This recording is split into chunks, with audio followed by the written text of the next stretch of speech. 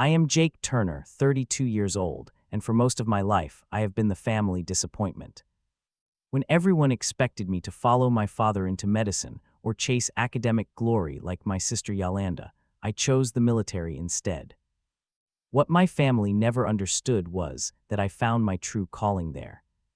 They had no idea that their black sheep had become a SEAL commander. Everything changed at Yolanda's wedding when her Navy officer boyfriend finally revealed my secret.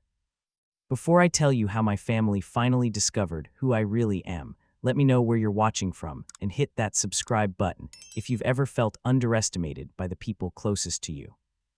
Growing up in the Turner family meant living under the shadow of excellence. My father, Thomas Turner, was not just any surgeon, but one of the most respected neurosurgeons in Boston. His reputation preceded him everywhere we went. 3 generations of Turners had practiced medicine before him, and he carried that legacy with a mixture of pride and pressure that spilled onto his children. My mother, Patricia, was equally accomplished as the principal of one of the most prestigious private schools in Massachusetts. Education was her religion, and she preached it at our dinner table nightly. Between her administrative precision and my father's analytical mind, our household ran like a well-oiled academic machine. Then there were my siblings. My sister Yolanda, 2 years my senior, was the perfect Turner offspring. She graduated high school as valedictorian, sailed through Yale with honors, and then shocked everyone by joining naval intelligence. But even that deviation was acceptable because she approached it with academic brilliance, quickly rising through analytical roles that impressed even our father. My younger brother Aaron followed the traditional Turner path. He was studying law at Harvard by the time I graduated high school, already lining up prestigious internships and making connections that would eventually lead him to become a corporate attorney at one of the top firms in New York. And then there was me. From my earliest memories, I knew I was different. While Aaron memorized state capitals and Yolanda devoured calculus textbooks for fun, I was building forts in the woods behind our house, creating elaborate tactical scenarios with my few friends who would indulge me. I tracked animals, studied weather patterns, and developed an uncanny sense of direction that my family viewed as merely playing outdoors. In school, I performed adequately. BS and occasional as kept me from serious trouble, but the constant refrain from teachers was always the same. Jake isn't living up to his potential. My parents received this news with increasing frustration each year. My father would sit me down in his study, surrounded by medical journals and awards, and ask with genuine confusion, "What is wrong with you?" The Turner mind is going to waste. The real tensions began in high school. While I maintained decent grades, I spent more time in JROTC than academic clubs. I excelled in physical training, tactical exercises, and leadership scenarios. My JROTC commander, Captain Lewis, was the first adult who ever told me, "Turner, you have a gift. Not the same as your family's maybe, but a valuable one."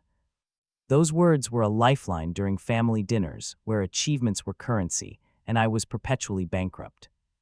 My father would beam as Yolanda announced her research publication, or Aaron described his mock trial victory. When it came my turn, my excitement about mastering a difficult land navigation exercise or leading my team to victory in a regional tactical competition was met with tight smiles and quick subject changes. The breaking point came during my senior year. College applications were the primary topic of conversation for months. My parents had arranged alumni interviews at Johns Hopkins, prepared to leverage my father's connections despite my mediocre academic record. The night before my interview, I sat them down in the living room. "I'm not going to college," I said simply. "I'm enlisting in the Navy." The silence was deafening before the storm broke. My father's face flushed dark red, a vein pulsing at his temple. "You're what?" "I want to try out for the SEALs eventually," I added, though that part was still a distant dream. My father stood up, towering over me, even though we were nearly the same height. "You're choosing the easy way out," he said, his voice clinical and cold. "Running away from real challenge, real achievement." Do you think carrying a gun requires the same discipline as saving lives through medicine? Or building a case that changes laws? My mother's disappointment cut deeper. She didn't yell but looked at me with tears forming. We expected so much more from you, Jake. After everything we've provided. That night, Yolanda came to my room. Unlike my parents, she seemed more confused than angry. Why the military, Jake? You could do anything. That's just it, I replied. I want to do something that matters to me. Not to Dad, not to our family name. To me. She shook her head. I hope you know what you're doing. The following weeks were tense. College discussion became taboo. My parents treated my decision like a phase, continuing to mail applications on my behalf. When I received my enlistment date, I left the paper on the kitchen counter. My mother put it face down under a cookbook without comment. The night before I left, my father finally addressed it. When this doesn't work out, he said, don't expect us to pay for college after you've wasted time playing soldier. I nodded, too hurt to argue, too determined to back down. As I packed my small duffel bag, I realized I was not just leaving for the military, but leaving behind a family that could not see me for who I was. What I didn't know then was how complete that separation would become, or that the path I had chosen would eventually force them to see me clearly for the first time. Basic training hit me like a revelation. While many recruits struggled with the physical demands and rigid structure, I thrived. The discipline, the clear objectives, the physical challenges that pushed me to my limits every day gave me purpose. For the first time, I was in an environment where my natural abilities were valued rather than dismissed. Our drill instructor, Petty Officer Rodriguez, noticed me during the first week. After I finished an obstacle course 2 minutes faster than anyone else in my group, he pulled me aside. Turner, you've done something like this before. No, sir, I replied truthfully. Just spent a lot of time outdoors. He studied me with narrowed eyes. You have instincts. Don't waste them. I wrote my first letter home after 2 weeks. I described the training with enthusiasm, explaining how I'd been selected to lead my squad during exercises and had earned special recognition for marksmanship. The reply came from my mother, a short note mostly about Aaron's first internship and how Yolanda had visited for the weekend. The postscript read, Your cousin Matthew made Dean's List at Princeton. Perhaps you can resume your education after your service. I folded the letter away and focused on what was in front of me. As basic training progressed, I discovered strengths I never knew I had. In crisis simulations, I remained calm while others panicked. During team exercises, I developed a reputation for innovative solutions that completed objectives efficiently. By the final weeks, even recruits from other squads sought my advice. It was during this time I formed bonds stronger than any I'd known. William Chen became my closest friend after we were paired for swim training. A former competitive swimmer from California, he pushed me to improve my technique.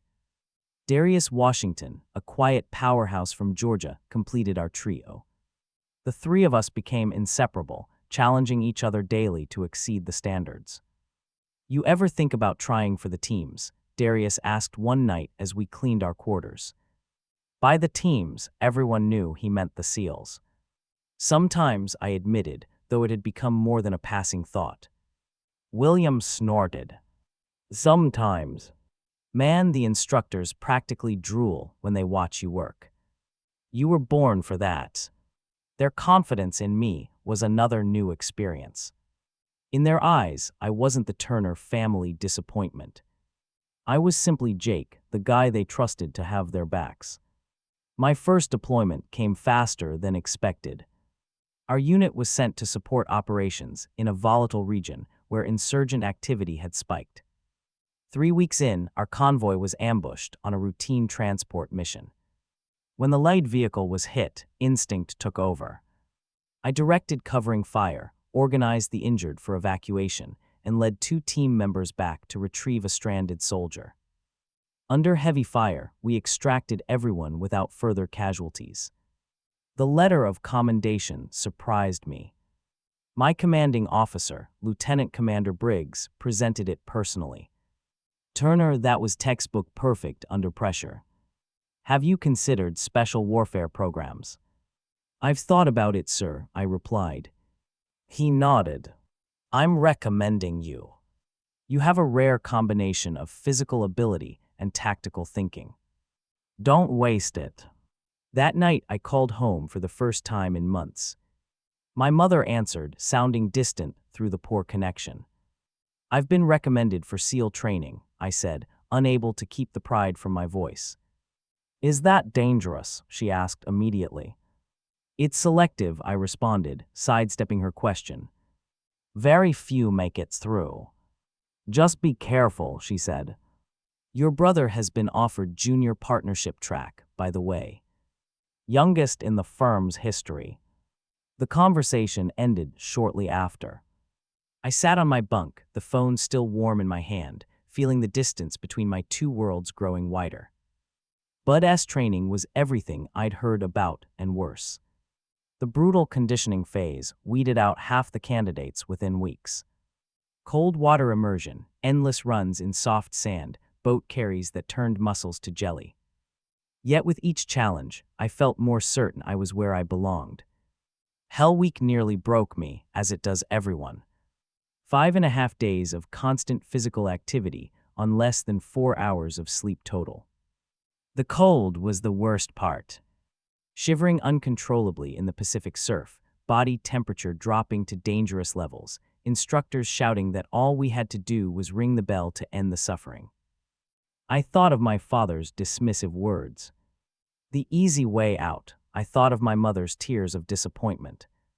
With each thought, I pushed deeper, refusing to quit. When hallucinations started around the 70-hour mark, it was William's and Darius's faces I saw, urging me forward, not my family's. Of the 175 men who started Bud S in my class, only 38 graduated. I stood among them, body lean and hard from months of punishment, receiving the special warfare insignia. As I looked out at the small crowd of family members there to celebrate, I felt a pang at the absence of my own. I had not told them about graduation, convinced their disinterest would taint the moment. Commander Wallace, the training director, shook my hand firmly. "Turner, you finished in the top 3%. You're going to make a hell of a SEAL." For the first time since leaving home, I felt complete certainty that I had found my place in the world. What I didn't know was how long it would take for my family to recognize it too. My early career as a SEAL moved at lightning pace. After completing specialized training, I was assigned to SEAL Team 4. Within my first year, I participated in 3 high-risk operations that I still cannot fully discuss. What I can say is that each mission tested everything I had learned and then demanded more. During a hostage extraction in a remote village, our team encountered unexpected resistance. The original plan collapsed when our primary exfiltration route was compromised. As the assistant team leader, I proposed an alternate solution involving a risky nighttime mountain traverse. My commanding officer approved the adjustment, and we successfully extracted both the hostages and our team without casualties. That operation earned me my first Navy and Marine Corps Commendation Medal and an unofficial reputation as a cool head in crisis. 6 months later, when our team leader was transferred, I was promoted to fill his position despite being relatively junior. Lieutenant Commander Harkins delivered the news. "Turner, some might say this is premature, but those people haven't seen you work. Your tactical instincts are exceptional, and your team trusts you implicitly. That combination is rare." While my professional life flourished, my relationship with my family withered. My visits home became increasingly strained exercises in avoiding conflict. During a brief leave after my promotion, I made the mistake of mentioning it over dinner. "Team leader," my father repeated with a frown. "What does that involve exactly?"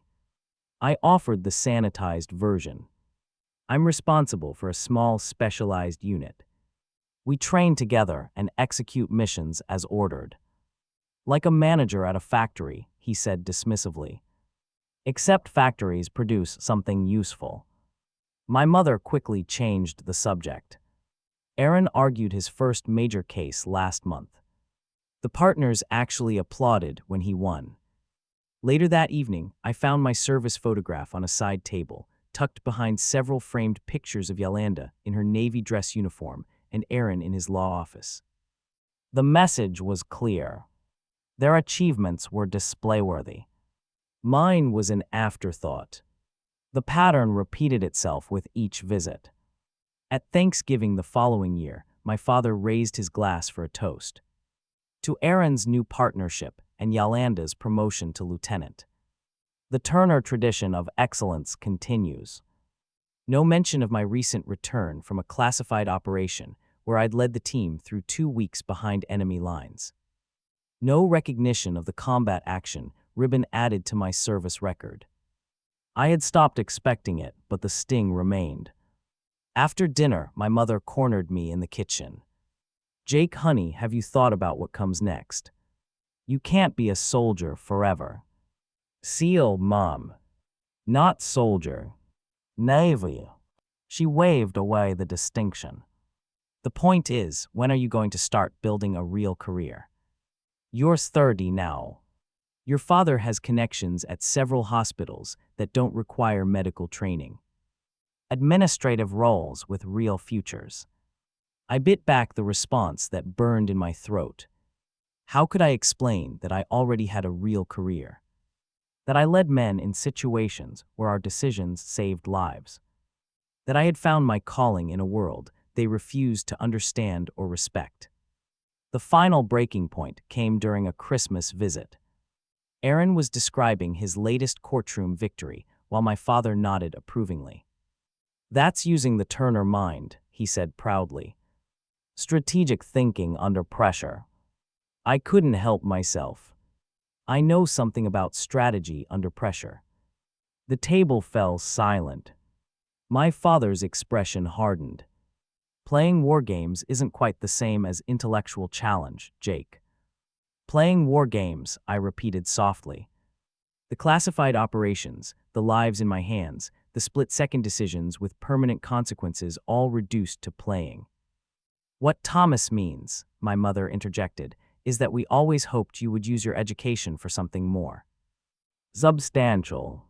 Yolanda, home from her naval intelligence posting, gave me a sympathetic look but said nothing. Despite being in the Navy herself, she had never fully bridged the gap between our worlds. Her analytical role fit the Turner paradigm of intellectual achievement. My work remained an incomprehensible deviation. That night I made a decision. I would stop sharing any details about my career with my family. The constant dismissal had become too painful, and operational security provided a convenient excuse. When they asked about my work during subsequent calls or rare visits, I kept my answers vague and redirected the conversation. "Can't really talk about it," became my standard response, followed quickly by, "How's work going for you?" The distance grew. Calls became less frequent. Visits shorter and increasingly formal. I immersed myself in my team and missions, building a family of choice among my fellow SEALs who understood what I could not explain to my blood relations. Meanwhile, Yolanda's naval career was progressing along a more traditional path. She had established herself as an intelligence expert, earning recognition for analysis that supported several successful operations.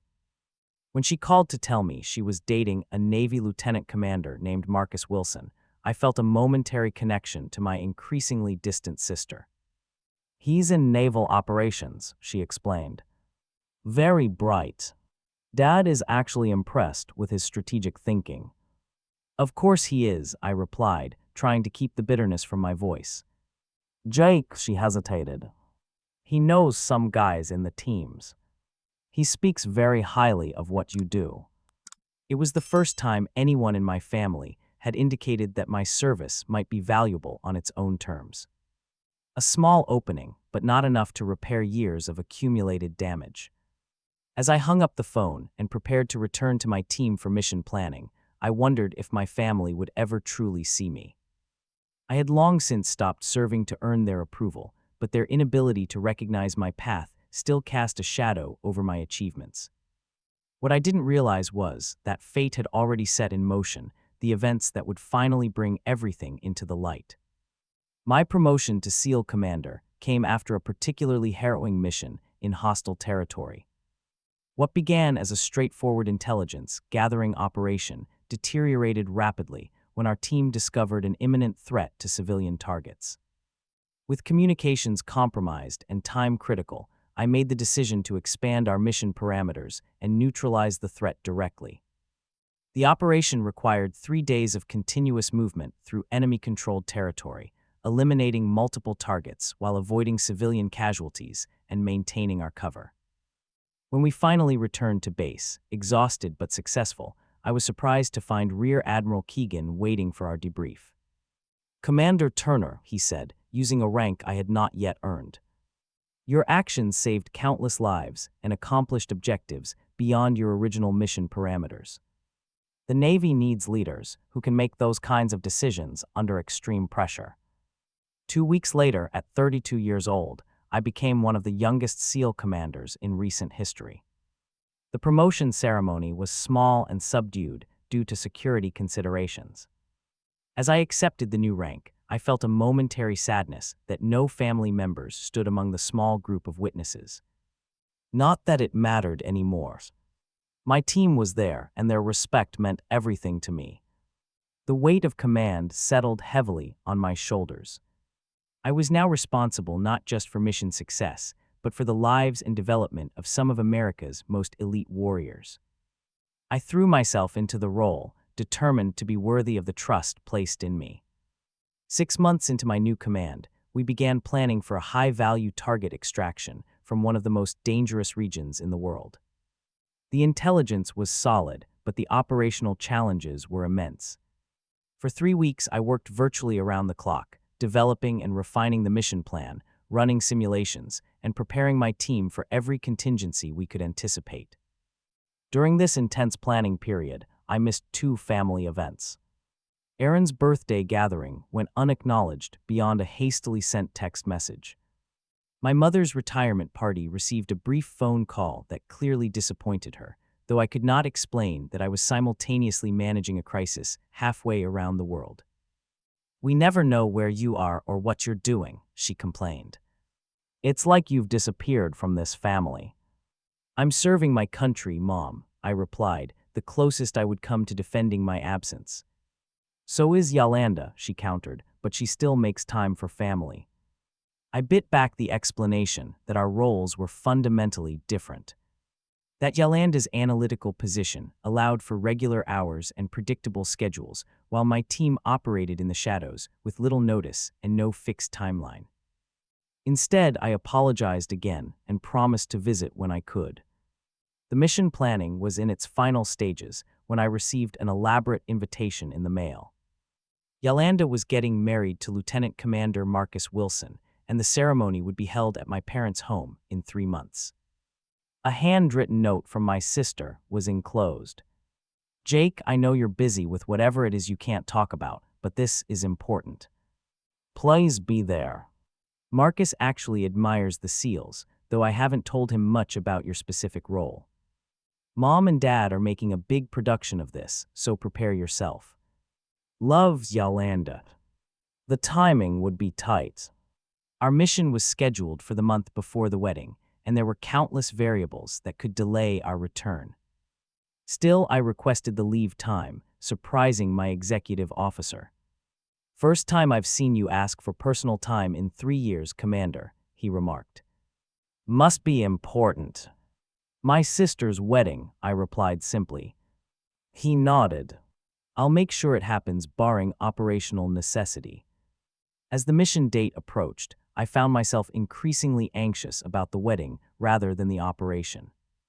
The thought of returning to my parents' home, facing their thinly veiled disappointment, and fielding questions about my career progress filled me with dread. Yet I could not disappoint Yolanda, the one family member who at least attempted to understand my choices. 2 days before deployment, I went shopping for appropriate wedding attire. Standing in the upscale clothing store in my civilian clothes, I felt strangely out of place. The salesman helped me select a suit, making small talk as he took measurements. "What line of work are you in, sir?" "Government service," I replied with the standard cover. "Ah, like your father. Something professional." I paused, struck by the assumption. No, not like my father at all. The final mission briefing occurred 12 hours before deployment.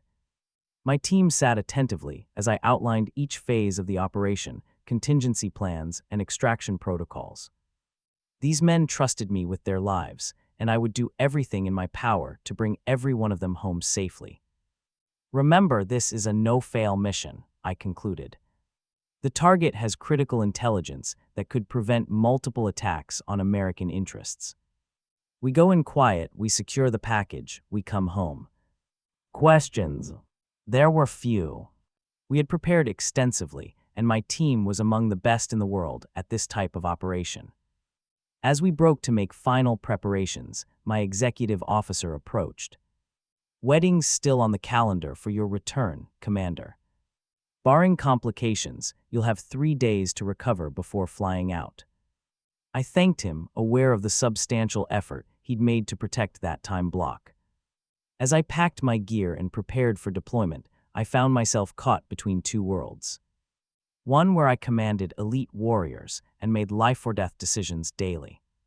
Another where I was still the family disappointment who had chosen the easy way out. What I didn't know as we boarded the aircraft was that these two worlds were about to collide in a way I could never have anticipated. The mission ahead would test my leadership as always, but the real challenge awaited me at my sister's wedding. Our mission concluded successfully, but not without complications. A last-minute intelligence update had forced us to adjust our extraction plan, adding 3 tense days to our timeline. By the time we returned to base, the entire team was operating on minimal sleep and maximum adrenaline.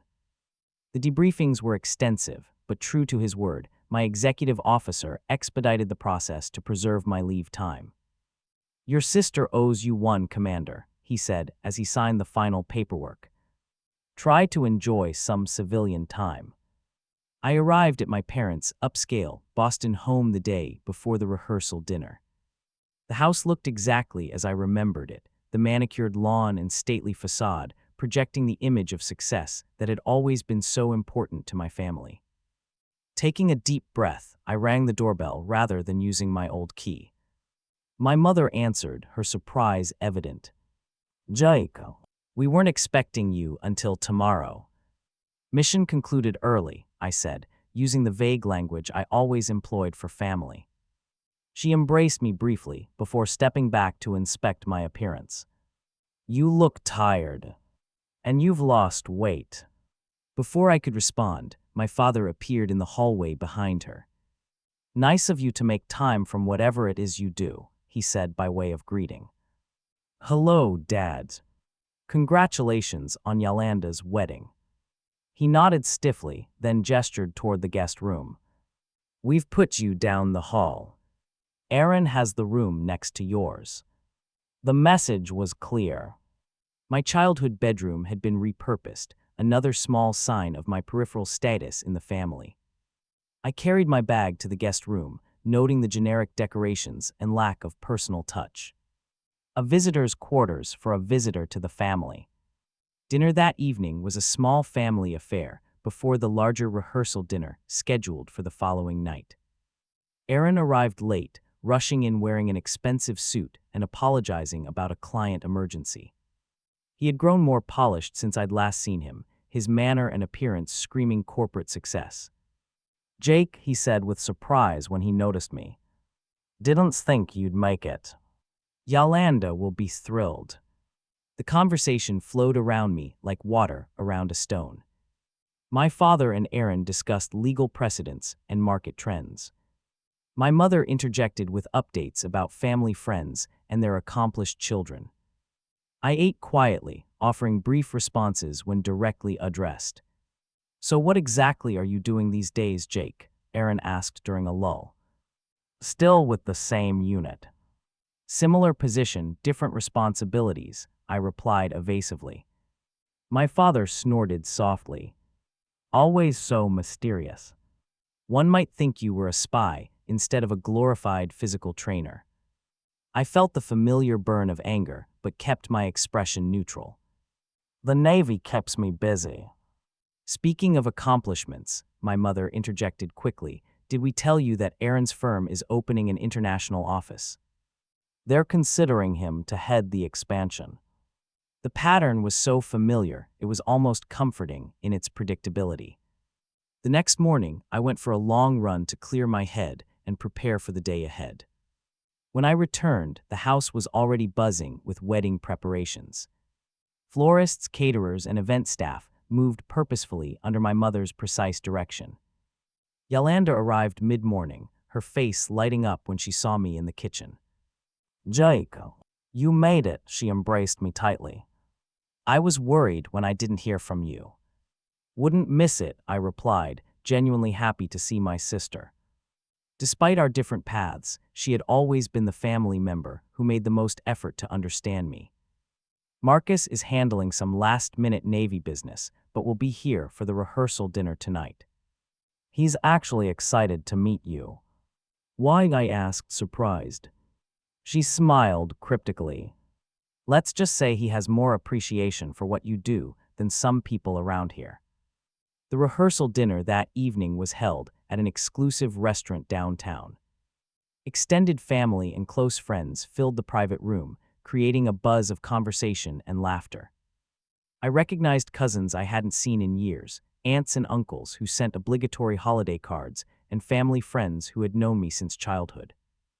Uncle Frank cornered me at the bar, bourbon in hand. Jake, my boy. Still playing soldier, I see. Navy, Uncle Frank. Not armies.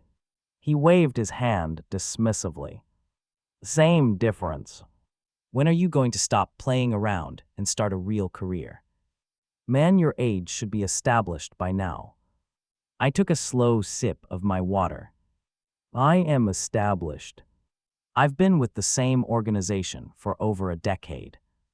He lined in, voice lowered conspiratorially. Your father mentioned some administrative openings at Boston General. Good benefits, respectable work. I could put in a words. I appreciate the thought, I replied evenly, but I'm committed to my current position.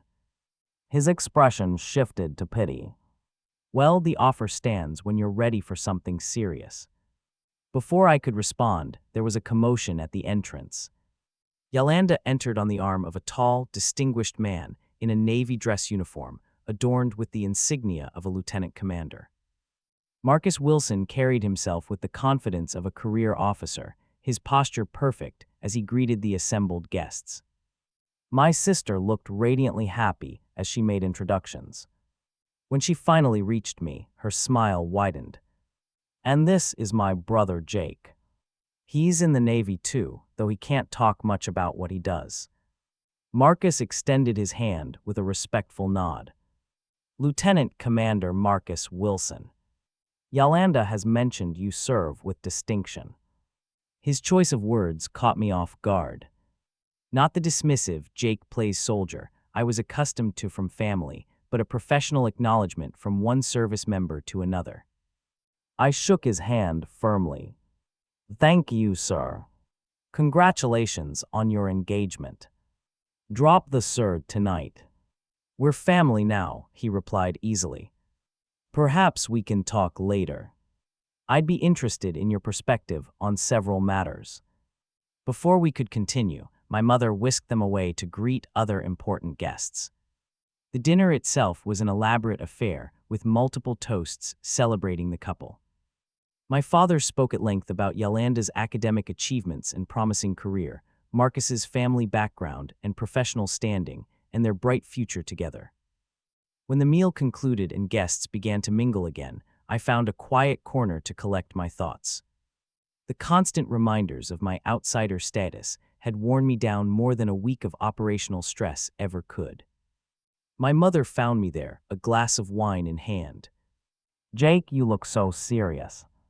This is a celebration." "I know, Moms. Just taking a breather." She studied me with the evaluative look I remembered from childhood report card days. "You know you're looking well despite your lifestyle. Have you given any more thought to what we discussed at Christmas? About transitioning to something more stable?" "My position is stable, Mom." She sighed. "Jake, I worry. Whatever it is you do, it's clearly taking a toll. You're what's 32 now, and not even close to settling down or building a real life." I bit back the response that burned in my throat. That commanding elite warriors in defense of our nation was a real life, that I had built something meaningful and important, even if it didn't fit her narrow definition of success. "I should check on Yolanda," I said instead, extracting myself from the conversation. The morning of the wedding dawned clear and beautiful. Despite my internal turmoil, I threw myself into helping with preparations. I arranged chairs, assisted the photographer with equipment, and ran last-minute errands that kept me busy and mostly away from my parents. Shortly before guests were set to arrive, my father found me adjusting my tie in the hallway mirror. He was impeccably dressed in an expensive suit, every inch the successful patriarch presiding over his daughter's perfect day. "Your tie is crooked," he said, stepping forward to adjust it himself. As his fingers worked at my collar, he spoke in the measured tone he reserved for his most serious pronouncements. "You know, Jake, it's not too late to make something of yourself." I met his eyes in the mirror. "Dad, I have made something of myself." "A secret something," he replied with a hint of disdain. "A something you can't discuss or acknowledge in polite company. A something that keeps you isolated from your family and proper society." "It's something that matters," I countered quietly. He finished with my tie and stepped back. "Your sister has managed to serve her country without disappearing into the shadows. She's balanced duty with achievement, maintained connections, built a future. That's the Turner way." As guests began to arrive and we took our positions for the ceremony, I realized this weekend was reinforcing what I had known for years. In my family's eyes, I would always be the disappointment, the one who had chosen a path they could neither understand nor value. What I couldn't have anticipated was how dramatically that perception was about to change. The wedding ceremony was beautiful in its formality. Yolanda looked stunning in her gown, and Marcus cut a sharp figure in his dress whites. As the only brother of the bride, I had been given a role in the processional, walking my mother to her seat before taking my place in the front row. Throughout the vows and exchange of rings, I felt a genuine happiness for my sister. Despite our differences, I wanted her to have the joy she so clearly found with Marcus. The reception began immediately after in the large tent erected on my parents' expansive lawn. Round tables filled the space, each decorated with elaborate floral arrangements and fine china that reflected my mother's exacting standards. I noted with resigned acceptance that I had been seated at a distant table with distant relatives rather than at the family table near the head. My table mates included two elderly Greytants who kept confusing me with Aaron, a cousin who remembered me only as the one who went into the army or something, and his wife who seemed far more interested in the champagne than conversation. I made polite small talk while watching the main table where my parents, Aaron, and the couple held court. As the meal service concluded and the band began playing for the first dance, I noticed a commotion at the entrance to the tent. A new arrival was creating a stir, guests turning to look as a commanding figure in full Navy dress uniform made his way through the crowd. I recognized the insignia of a Navy captain immediately. Marcus spotted him first, standing quickly from the head table with a surprised expression. Yolanda followed his gaze, her eyebrows rising in question. The captain approached their table first, exchanging brief words before Marcus gestured toward my parents with obvious introductions. I remained in my seat, curious but uninvolved, until I noticed the captain scanning the room with purpose. When his eyes landed on me, he stopped abruptly, his posture straightening even further. Recognition flashed across his face, followed by visible surprise. Without hesitation, he changed direction and moved directly toward my table. Guests fell silent as he passed, the unusual scene drawing attention throughout the tent. When he reached me, I instinctively rose to my feet, military bearing taking over. The captain snapped to attention and rendered a perfect, formal salute. "Commander Turner, I didn't expect to see you here, sir." "It's an honor." The silence that fell over the nearby tables was absolute. I returned his salute automatically, years of training overriding the surreal nature of the moment. "Captain Reynolds," I acknowledged, recognizing him now as the commander of the Naval Special Warfare Group that occasionally coordinated with my team. "I wasn't aware you knew the couple." "I'm Lieutenant Commander Wilson's former commanding officer," he explained. "When I received the invitation, I had no idea he was marrying the sister of one of our most distinguished SEAL commanders." I felt the weight of dozens of stares. From the corner of my eye, I could see my parents frozen in confusion, my mother's hand covering her mouth, my father's brow furrowed deeply. Yolanda approached quickly, Marcus at her side. "Captain Reynolds, I see you've met my brother." The captain turned to her with a respectful nod. "Indeed, though I had no idea Commander Turner was your brother. Your family must be incredibly proud to have two such distinguished naval officers." Marcus's expression shifted from confusion to sudden understanding. "Commander Turner," he repeated, looking at me with new eyes. "The SEAL Commander Turner." Before I could respond, the captain continued, "One of our finest. His last operation saved dozens of American lives and accomplished objectives deemed nearly impossible by my analysts." My father pushed through the growing crowd, his face a mask of disbelief. "There must be some mistake," he said firmly. "My son is a Navy SEAL, yes, but surely not a commander of anything significant." Captain Reynolds turned to my father with a surprised expression. "Dr. Turner, I presume." "Sir, with all due respect, your son commands one of our most elite SEAL teams. His operational record is exceptional, though most of it remains classified.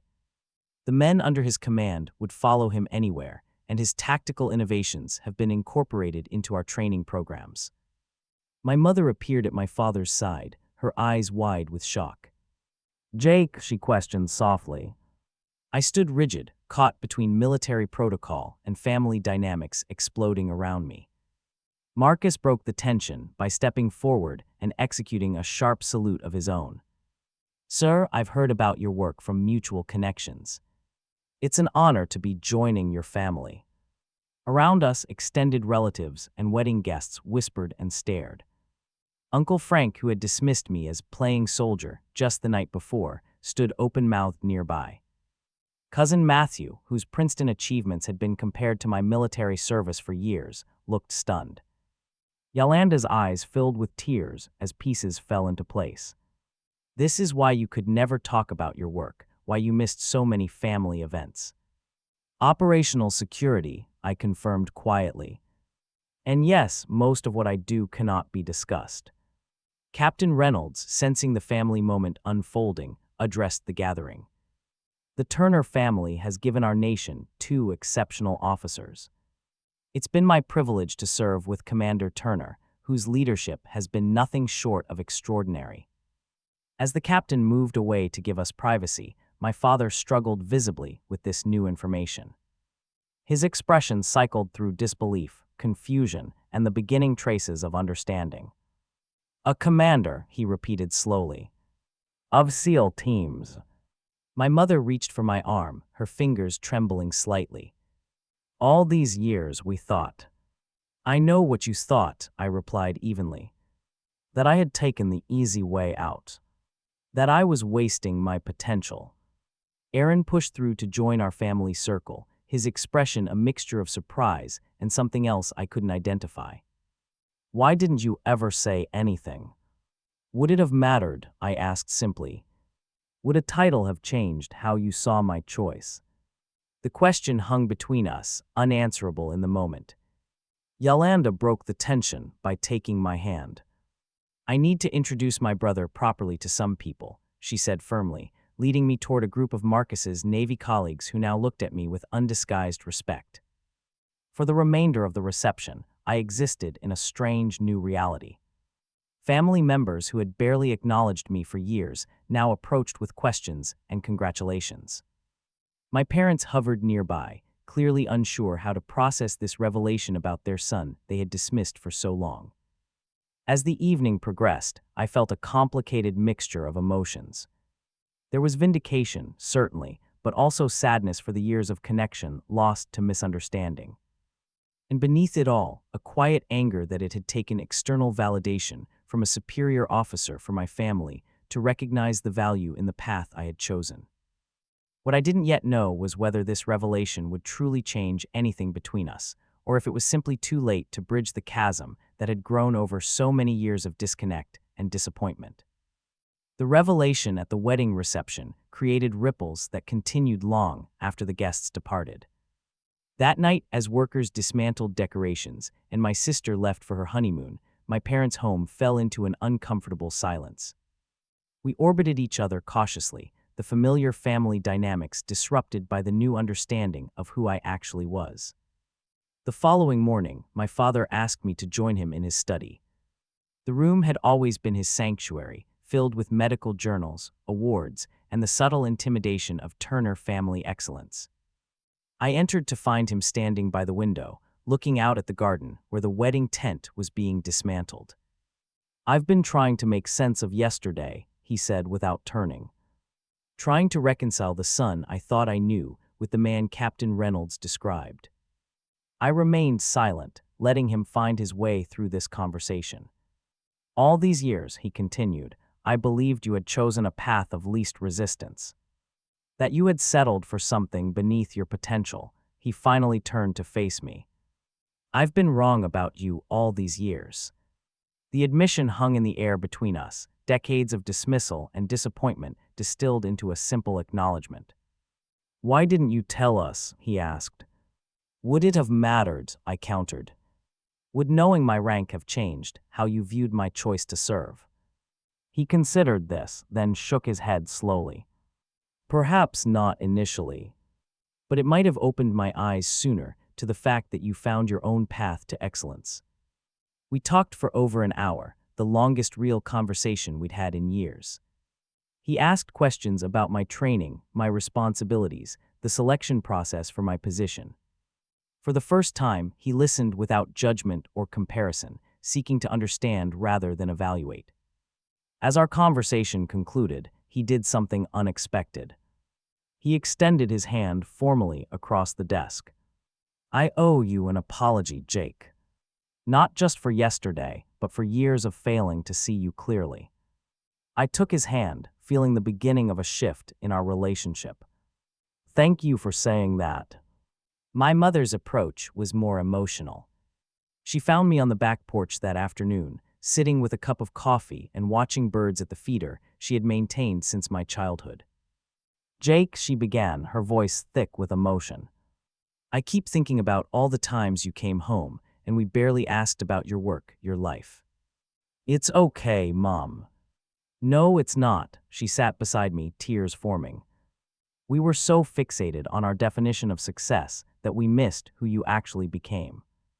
When Captain Reynolds saluted you, when I saw how those officers looked at you, I realized we never really knew you at all." She reached for my hand, holding it tightly. "Can you forgive us for that?" The simple question broke something open inside me. Years of seeking approval, of stoic acceptance of their dismissal, of building walls to protect myself from their judgment, came crashing down. "I needed to forge my own path," I explained. "But I always wanted you to see that it was still a path of value, of service, of excellence in its own way." We talked about the missed connections, the assumptions, the parallel lives we had been living. For the first time, I shared what I could about the responsibility of command, the weight of decisions that affected my team's lives, the purpose I had found in service. Throughout the day, extended family members who had stayed an extra night approached me with newfound respect. Uncle Frank, particularly, seemed transformed from his condescending attitude at the rehearsal dinner. "Jake, I had no idea," he said awkwardly. "When they said SEAL Commander, well, that puts things in a different light." I nodded, accepting his attempt at reconciliation without needing to pursue it further. That evening, Yolanda called from the first night of her honeymoon. "Mom told me what happened after we left," she said. "I'm glad they're finally seeing you clearly, Jake." "Me too," I admitted. There was a pause before she asked the question that truly mattered. "Why didn't you tell us? Any of us? Even me?" It was the same question my parents had asked, but coming from Yolanda, it carried different weight. She had always been closest to understanding my choices. "At first it was operational security," I explained. "Later it became easier not to try."